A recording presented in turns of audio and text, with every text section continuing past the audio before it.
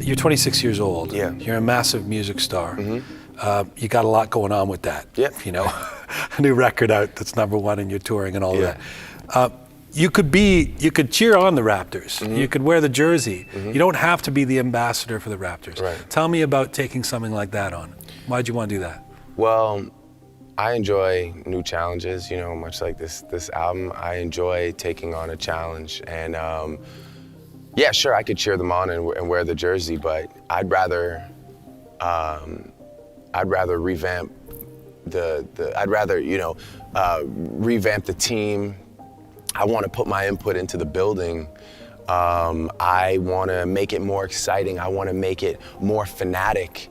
I want the energy that, you know, I see when I go, like I talked about college sports, or sometimes you'll go to watch other NBA teams play, and it's like you feel awkward not being a fan. You got to cheer for that team because there's an electrifying energy. I want to bring that here, and it's just something that I've always wanted to do. So yeah, I guess just to stand by and like. In all of your 26 years. In all of my 26 years. Do you know anyone who's more ambitious than you are? Yes, I do. Who's more ambitious? I feel like than I surround myself with people that are just as, if not more, ambitious than me. Yeah.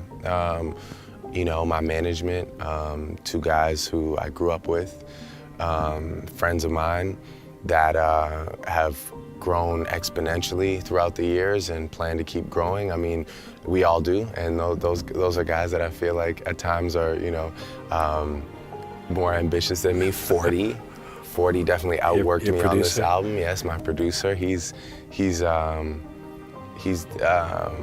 maybe my dreams are a bit more grandiose, but you're hardly a slacker. But as far as ambition goes, I mean, I'm not the only one in the circle. Well, on your last mixtape, So Far Gone, you rapped, and I'm paraphrasing a bit, I want the money and the cars, the clothes and the hoes. I just want to be successful. We can say hoes on here. You should have told me that. Well, it's your lyric, so it's art. Yeah. Is that still your definition of success? No, that was very much it was always kind of, even at that time, I knew that wasn't the ultimate success. That was just the naive young man's definition of, you know, like starry-eyed success. You know, that's what that song was about. And I think the verses were the juxtaposition. You know, the hook was very much like you said. Now that you read it back in your voice, it sounds really simple. I didn't do a good enough job of it.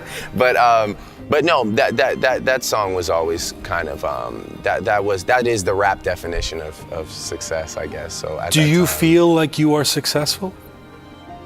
Yes, I do. I always want more.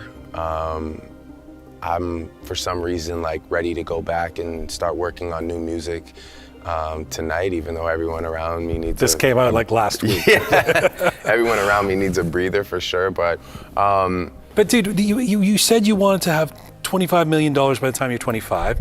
You did that. Now you say you want $250 million by the time you're 29. I mean, this is, given the modest way you grew up, what does money mean to you? Well, I think less than the dollar value, it's just more about the idea of growth and business mindset too. You know, 25 million at the time seemed crazy to me, but when you start becoming a headlining touring act and, you know, brands want to get involved with you and you can go do private events and whatnot, it's, you know, you're capable of making it. And now I want to, you know, for sure, obviously keep touring, keep making music, but now I see that there's other ways, you know, as far as like, you know, this global ambassador thing, as far as maybe starting, I want to invent something. I want to start a company. I want to do something that has maybe nothing to do with music. Well, why do you care so much about success? Have you figured that out? I'm just addicted to it. Why? I think that I've sacrificed so much for it already and dedicated so much of my time that I have to push it as far as I possibly can, because I've given up a lot of years as far as maybe like nurturing like personal relationships go, and you know, trying to build things like a family or a relationship, or I don't do any of that. I just kind of work. So with that being said, And how do you feel about that? I'm okay with that now.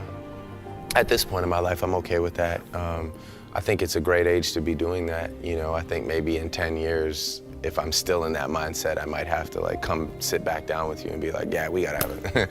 This is a different conversation tonight. But yeah, no, I feel good about it now. I interview a lot of artists who will say, and I'll say, what is the dream here? What do you know? It's like, I just want to be able to play music, make a living.